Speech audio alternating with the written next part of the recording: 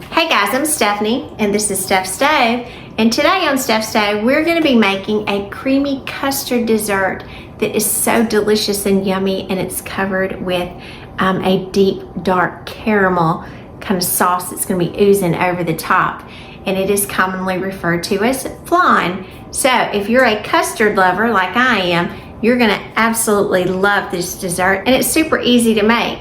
It's very impressive to serve to people, but again, it is super easy, and that's what we're all about. So let's get ready and let me show you how we make flan. Here we go.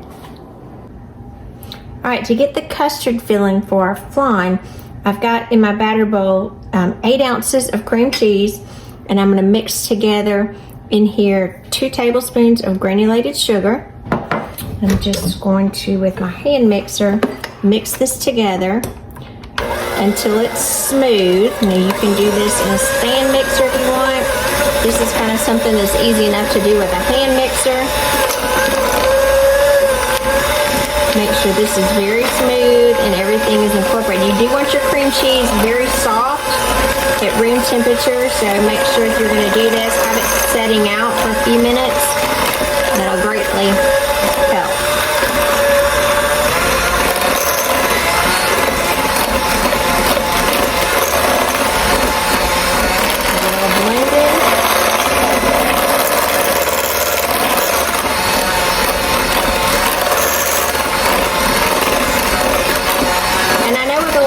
Recipes, there's a lot of different methods to do it, and a lot of people will say, well, I just don't like the cream cheese mixture, and that's okay. You're welcome to make it the way that you choose, but I think it just adds a great texture to it, and personally I like it.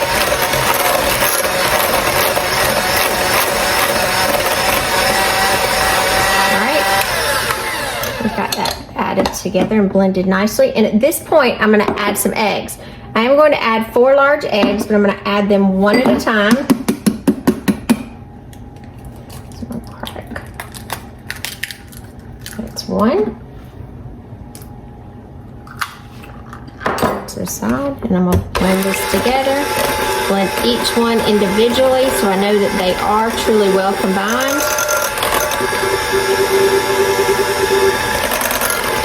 And again, I don't have this on a really high speed when I'm blending this. I just want, when I can see no more remnants of the egg.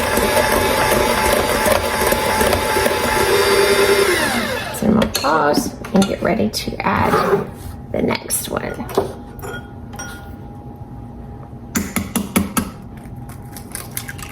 There's egg number 2. And again, these are large eggs that you're adding, so make sure that you are using large eggs.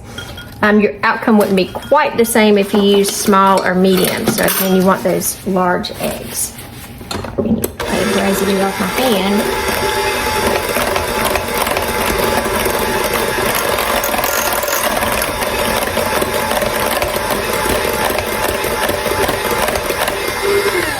All right, that's egg number 2.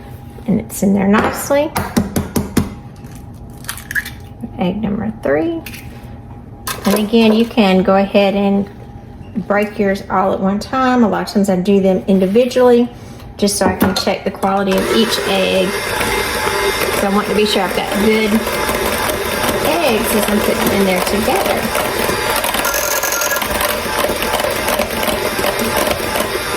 Right, so that's number 3. Let's get number 4 in there. We'll have all 4 of our eggs. It's already a good looking mixture.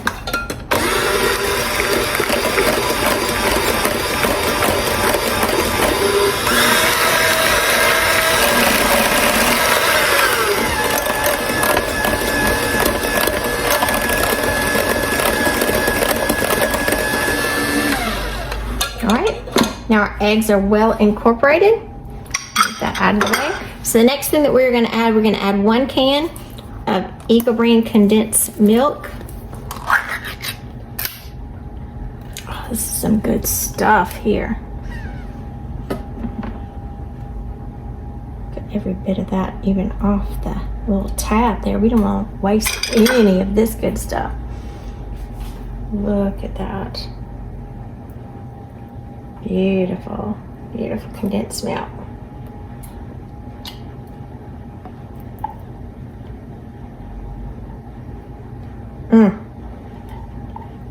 Good, good, good. Make sure you use a spatula or something to get every last little bit out.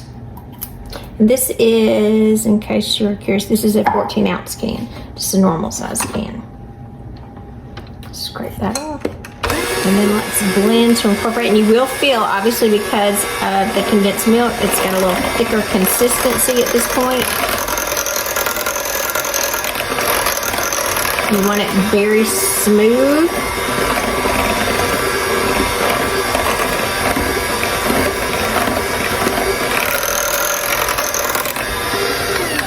All right. So now our next ingredient that we're going to add, we are going to add, believe it or not, an entire can. This is a 12-ounce can of evaporated milk that this is going to go into it. So make sure when you have your evaporated milk, wipe the top off. Don't know what's been around it, especially since we're going to be puncturing into it. Shake it really well, and then go ahead and open it up. You'll want to do two holes, one for it to pour, and the other one will be creating an air hole. We're going to use the entire 12-ounce can.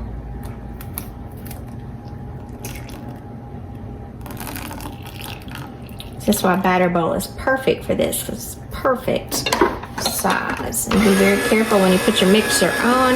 You just want a low speed because you got a lot of liquid in here and you certainly don't want to wear it. Make sure to blend to get that incorporated as well. Going around the sides really well. After we've got that, we do want some flavoring in here, so you are going to add some vanilla. So we're going to add 2 teaspoons of vanilla extract. Here's 1, 2.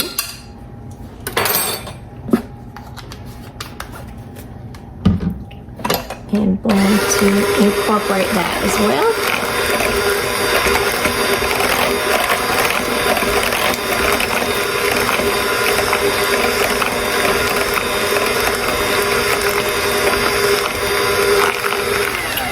And this is going to be our filling. So while we're doing this, I'm going to set this to the side, and then we're going to get ready and do our caramel sauce that is going to go on the top. So let's move back over to the stove. All right, before we start the next part, I am going to preface something really quickly. This part is not hard. However, you do have to pay close attention to it. If at any point during this process that you feel like your color has went too far, then you need to stop and start over, because the last thing you want is your caramel sauce to be burnt and have a burnt flavor. So again, this part is not hard, so don't be scared, but you do have to be very meticulous with it. So let's get started and let's make that caramel sauce for that beautiful topping for our flan. Let's move to the stove. All right, while I'm over at my stove, I've got a couple of things that I need to remind you of as well. I do have a stock pot full of water that is simmering, and I want to get it about 140, 150 degrees. So I do have my thermometer over here that I'll be checking it right before we get ready to use it for our water bath. So that's going to just stay on a medium-low while it's trying to maintain that temperature until I'm ready for it. To make our caramel sauce, we've got 1 cup of granulated sugar, and I've got a little granulated sugar on the stove, so let me get it off. So I'm going to turn this on medium-high, and we are going to stir our granulated sugar just until it becomes liquefied and a golden color. Now this could take anywhere, I would say, from could be 8 to 10 minutes that it will take in here. So you just want to stir your sugar around until your sugar completely dissolves and it becomes a liquid. And again, this could take 8 to 10 minutes. So make sure that you're stirring the entire time, and your sugar will start to melt. See it thickening. Just stir it. And we will let it heat up and it will begin to liquefy. And during this process, while your sugar is melting, you do want to stir it frequently because you definitely don't want the sugar to burn to the bottom of your container. You can see it is starting to break down because I'm getting some clumps of sugar as opposed to the fine granules.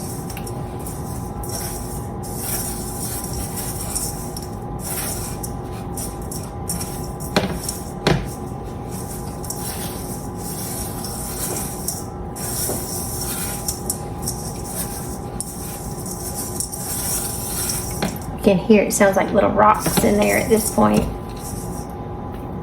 It's no longer that fine granulated because it's sticking together.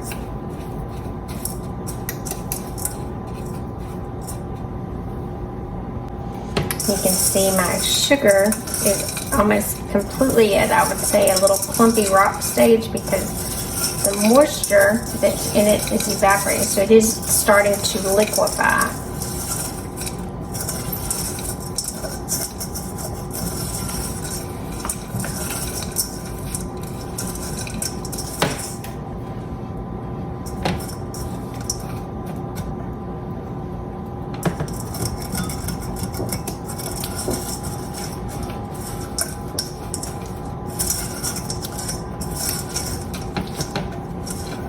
You see it is breaking down at this point. Exactly what we want. Want all of that sugar to melt. Let's make sure it's smoothed out on the bottom. So it's getting close to that heating surface.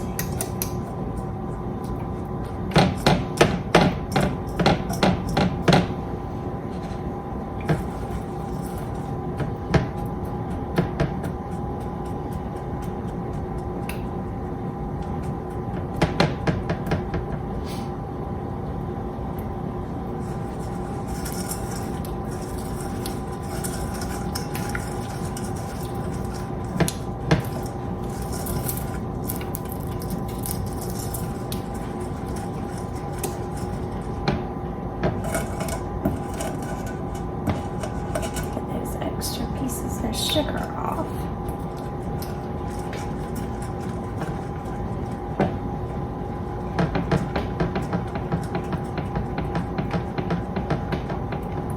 About time everything is melted, we'll have that pretty color. As you can see, it's already changing. We just have not all of our sugar has melted at this point. I'm going to kind of tilt the bowl up because I don't want it to burn. I'm going to turn it down just a little bit. Pretty color.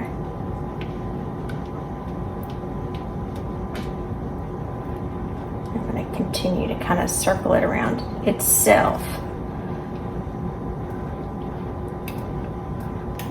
to get the rest of those. I don't know if you can see those bigger pieces of sugar.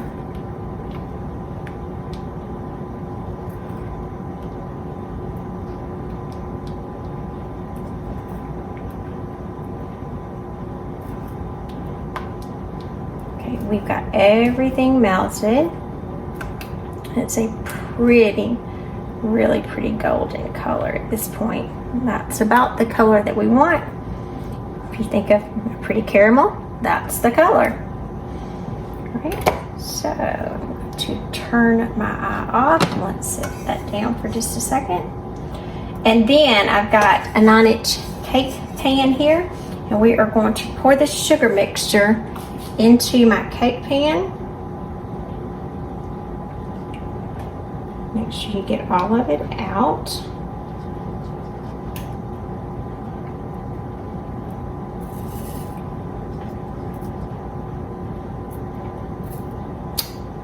And make sure it spreads to all sides of your cake pan. And you better do this quickly because this will begin to set up and become very hard. And not to worry, because when we cook our flan, it will kind of continue to soften. All right, let me move this to the side. Okay, so now I have the caramel mixture here, and be careful because your pan will be extremely, extremely hot at this point. So we're going to come back over and I have our custard mixture. I'm going to kind of give it another little mix. I'm going to pour this on top. You may hear a little crack, like a little crackle. And if you have a little extra, like mine is quite large at this point, so what I'm going to do, I'm going to put the extra, I'm going to use some ramekins for the extra of mine. But what we want to do with this portion of the custard, we are going to cover it with foil. So this is some aluminum foil. We are going to cover it. So cover it in aluminum foil.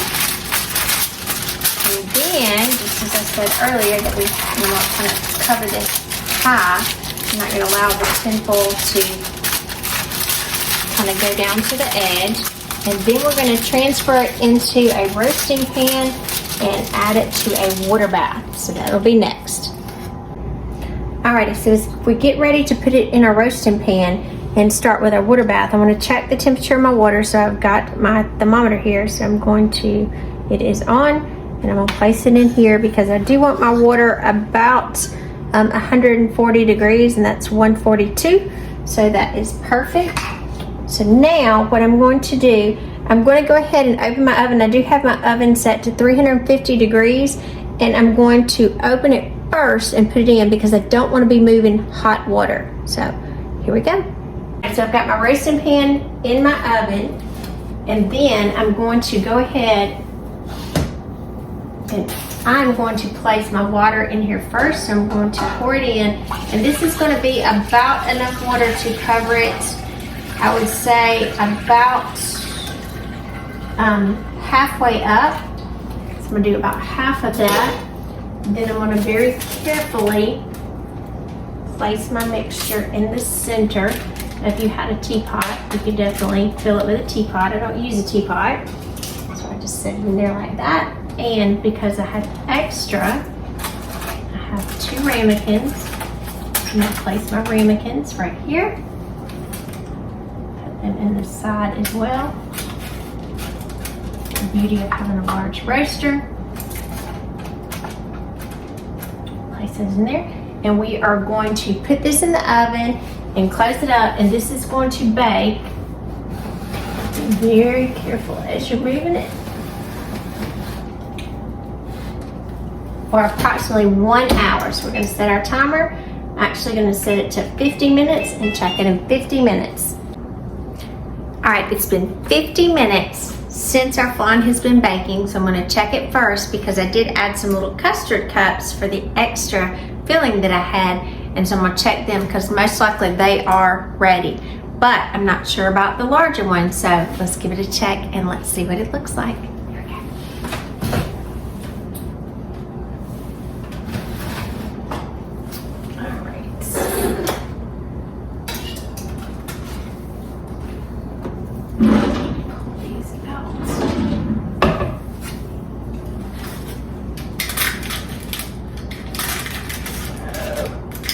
These absolutely should be ready.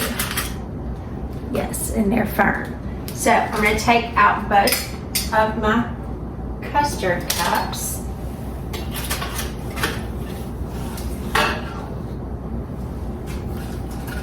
Set both of those to the side. And then I'm going to test out the larger flan to see if it's ready as well. Pull this out just a little bit more. Be very careful because I have a very deep water bath here. So I'm going to try carefully to remove the foil. Now, I'm still very wiggly in here, and I'm not sure if you can tell. I'll get you down to the oven. As you can see, this is extremely wiggly. So this needs to go back in for at least 10 more minutes. So I'm going to kind of lightly place this back into position. And I'm gonna put this back in the oven for 10 minutes, very carefully there. And we'll check it again in 10 minutes. All right, your timer's going off again, so I'm gonna check it one more time. Remember, what we're looking for when we pull out the custard is it's going to be a little wiggly when we kind of jiggle it. And pull this off, and we have a wiggle when we jiggle it. So I'm going to carefully pull this out. I'm going to pull the entire pan out. Then I'm going to lift it out of the roasting pan. All right, so let's come forward so we can see what exactly it looks like. I'm going to move my custard cups to the side. They have started cooling nicely. And we're going to want this to cool for at least an hour. And then we are going to put it in the refrigerator and let it go into the refrigerator overnight. And then we'll see our finished product tomorrow. All right, so let me very carefully lift this up. Brace it here for just a minute. Let's put it down here so it can completely come to cooling. And see, it will wiggle just a little bit. And that's exactly what we're looking for. So again, this is going to cool completely for at least an hour. And then we are going to put it in the refrigerator overnight. And we're going to unveil it tomorrow. Alright guys, our flan has been cooling overnight, so I'm going to unveil it and show you what it looks like. Remember, last night when we finished it, it had a little wiggle to it, and you can see after it sat overnight, that's just where the foil was on it, it has a complete solid texture. And if you can hear that, that's the sugar on the bottom. Now it is hardened because it's been in the refrigerator. So we want this to kind of be oozy and flowing all down it. So if you've had it in the refrigerator overnight, which is really the best for it to set up well, I'm going to set this, and I've got a bowl here of very warm water, and I'm going to set it in the warm water for just a couple of seconds, because what I want it to do, I want that caramel and that crystallized sugar that we had that had our caramel mixture, I want that to soften and get really, really kind of liquidy again. And it should only take just a couple of seconds. So let's sit here for just a little bit. Because again, it's been sitting overnight in the refrigerator. And of course, as it sets overnight in the refrigerator, it is going to get firm. So I'll let that sit for just a little bit. Like I said, maybe 30 seconds or so. Then I'm gonna move you a lot closer because we're gonna get ready to reveal this. That's the moment of truth where we get to taste it. Now, when we get ready to invert it, you are gonna need it in some kind of a pie plate or cake plate, but you can see how mine, the edges kind of go up on the sides. You don't want it flat, because as it will be flat, the caramel is going to run down, and we don't want that. We want it contained, so you want something with the edges that will kind of be upward facing.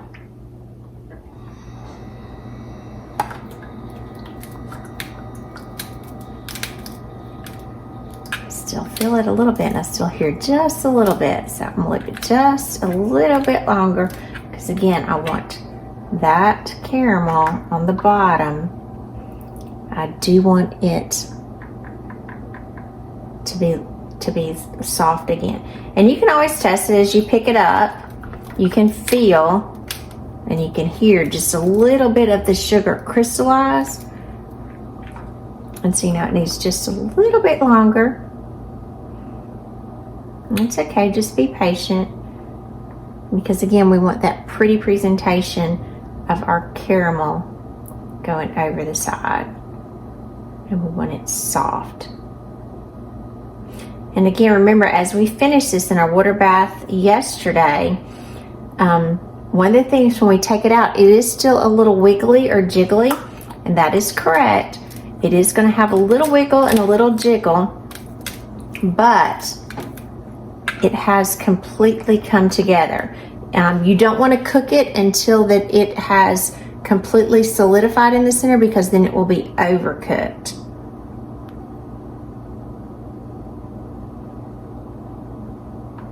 Might have to leave this just about a minute or so, guys, just because it's been in there overnight, and the refrigerator is obviously very cold.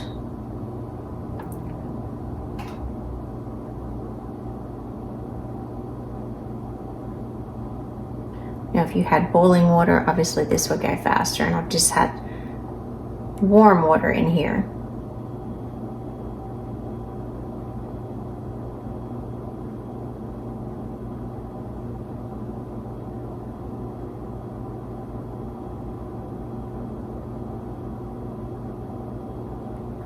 Now, while it's sitting in here, I'm going to take a butter knife and I'm going to kind of come around the edges, and I'm not cutting into it. I'm just releasing around the edges and twirling it at the same time, because I want it to have that release from the sides. And as you're doing this, you'll start seeing, ooh, got that little piece coming off. Oh my goodness, that stuff is so good. Actually, as I was turning it, I can see the caramel coming up. So I know we are perfect at this point. So I'm gonna move my water to the side. I'm gonna kind of draw off my pan. Moment of truth, guys. Take your plate, put it over the top, and be very careful, because this could invert. You know, when they're caramel, obviously the liquid could go everywhere. So I'm gonna go quick on 2, 3. And over the top. A little pat. Oh, I feel the release. Here we go. Look how pretty. Look at that beautiful flan and that caramel layer that's oozing down over it. Isn't that just beautiful? Look at that. Beautiful.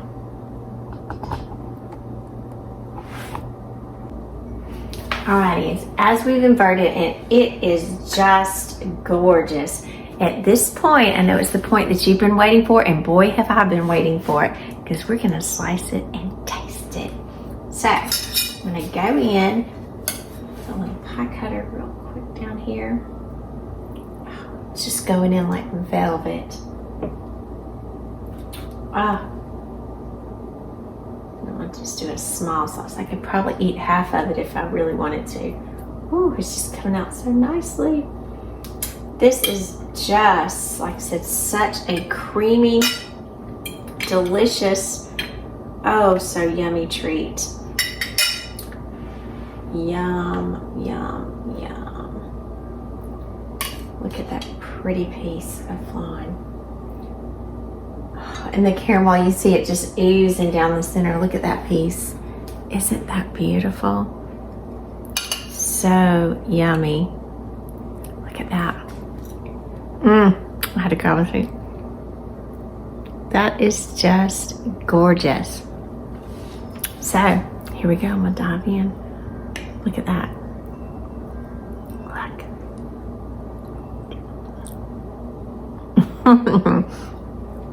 I wish I could send you some through the camera. This is so good. So good. I'm gonna work on polishing this off in just a minute.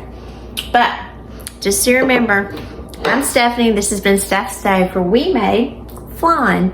And this generally, I don't know if it has its roots in Mexico, Spain, I've heard Rome. I'm not sure. It's just delicious wherever it started. So if you like custard desserts, please try this one. And remember, be patient with the caramel sauce because you're melting sugar. And if you feel like it's went a little too far, just start over, because you don't want to ruin your entire recipe. So I'm Stephanie. This has been Steph's Stove. Give us a thumbs up, Click that subscribe button for more great content like this. And remember, Steph Stave. Steph Stave. We're making memories one dish at a time. Enjoy. And I do thank you for watching. Have a great weekend. Bye.